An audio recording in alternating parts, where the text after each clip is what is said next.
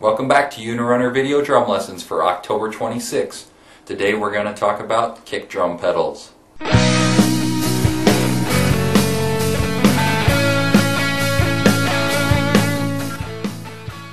Thanks once again for joining me down here in the basement, or as I like to call it, the man cave. Today, let's look at an email I got from Mike Gervasi. He says, I just watched a bunch of your clips and have a question about double bass drum hits with a single pedal. I had a podcast on that in May where I talked about getting a double stroke out of a single pedal. He says, I understand the concept of bouncing the pedal, however I don't seem to really get a bounce off the head per se. Also, the pedal pretty much sticks to my foot regardless of how fast I lift it. Should I be looking at tightening the head or pedal spring? I'm not sure what it is I'm missing.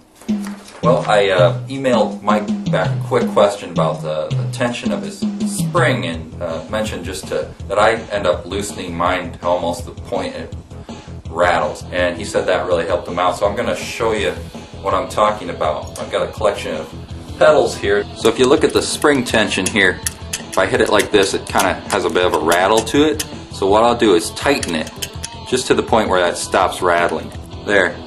Now when I hit it, it doesn't rattle at all, but the pedal or the spring is very loose and it's very easy to push down on the pedal. So I know a lot of people vary in the degree that they tighten that spring or springs on their pedal.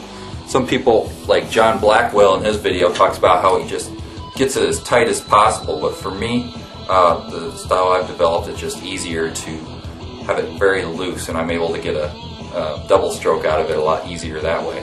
So just experiment with that and see which way works best for you. It's kind of fun to look at old pedals like this classic Speed King from Ludwig and just see what kind of differences have come about over the years in pedals. I borrowed this from my friend Kevin, whose wife called this a drummer foot. Can you get that drummer foot and give it to Darren so he can show it on his podcast? I thought that was a pretty good name for it, the drummer foot. So that looks like a foot. But thanks, Kevin, for letting me borrow this. And I said, you know, on those old Speed Kings, I think there was only one adjustment, which is the beater height, which you can adjust with this wing nut right here. The beater height you can make longer or shorter, but he said actually there's two. So I'm glad I talked to him this week. He said just flip it over and under. You can see here you've got a couple screws down here that adjust the tension of the springs in here, and there's ball bearings in here. But this is one of the classic pedals, and I think I first played one of these in high school. I think whatever pedal you end up playing first is kind of what you base all your impressions of all the other pedals you run across. This was the first one I bought. It's a nice Yamaha one. This one was pretty expensive, especially for a high school kid to buy, and it's got a leather strap, so it ends up having a little bit of a squishy feel almost, or a real smooth feel.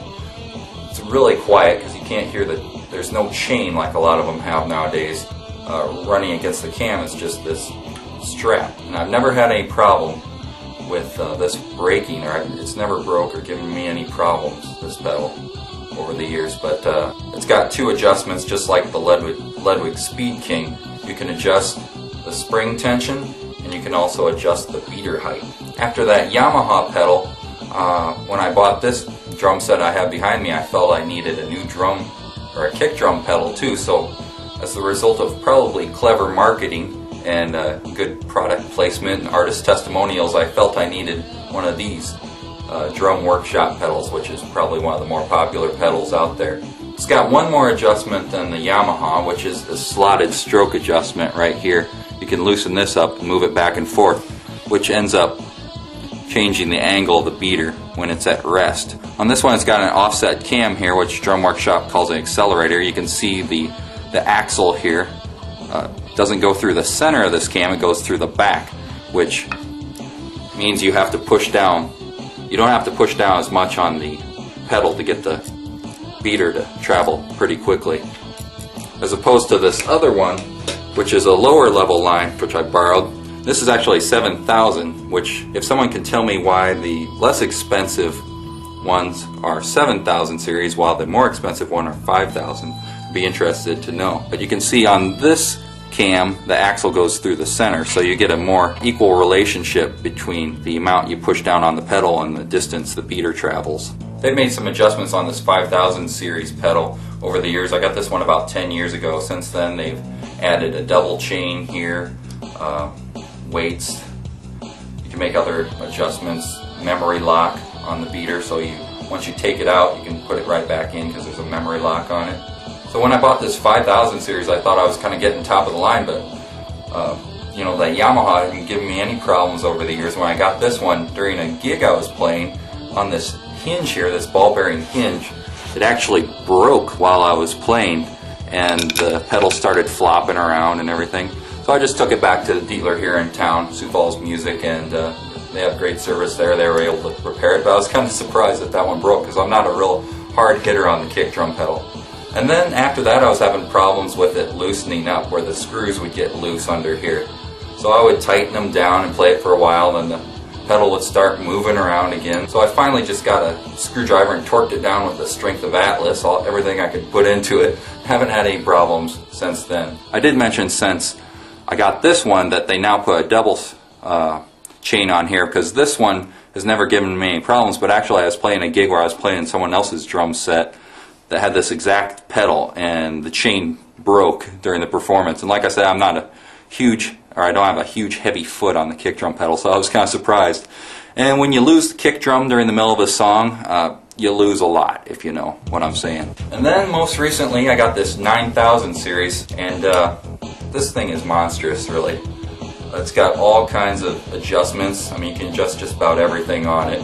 Barry Schwartz, this author, talks about the paradox of choice, where you have a lot of choices, but then there's also a lot of expectations. So, like for instance, on this one I just spent a lot of time trying to get it to feel like my other pedals felt. Schwartz talks about when he walked into a jeans store, he had these old jeans and he had all these new choices of jeans out there, and he said to the salesperson, well, I just want the jeans that used to be the only kind of jeans you could get. So I kind of felt that way with this pedal here. I just wanted to know, tell me what is the standard adjustment, and then I can kind of work from there. But it is nice to have all these different adjustments. Like for instance, on this one you can actually loosen a screw here and change the shape of the cam to go from what DW calls a turbo to an accelerator shape. It's got the double chain, and also under it you've got felt, so it's totally silent. This pedal is really nice. In the springs, like on the other DW pedals, you've got felt, so that makes those springs super quiet. It's got memory locks on the beaters. The part that I think is really cool about this 9000 is these ball bearings in here attached to this rod that comes out, which attaches to the spring. So when the spring moves, the base of it also moves, and that also contributes to the smoothness and the silence. I think it's really in whatever you get used to. Like I probably spend a lot of time trying to get this one with tons of adjustments to just feel like this simple pedal, because this is kind of what I learned on and what you get used to. I know there are tons of pedals out there, so if you have a comment about your favorite pedal, feel free to go to unirunner.com and hit add a comment for the listing for this podcast. Be interested to hear your opinions on kick drum pedals. Also, if you get a chance to visit unirunner.com, I invite you to enter the Darren's Favorite Things contest, which is listed on the front page there.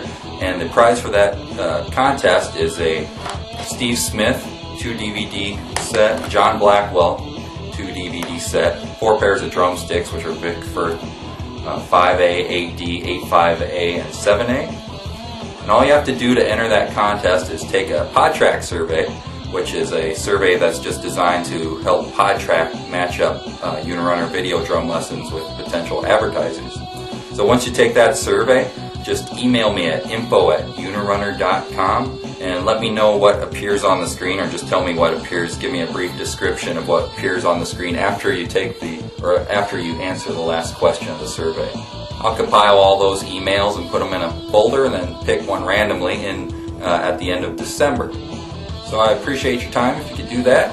In the meantime, let me know if you have any other questions. I've got the next 3 podcasts planned out because I get so many emails and great questions from people, and also good advice and tips. So thanks again. Keep it coming.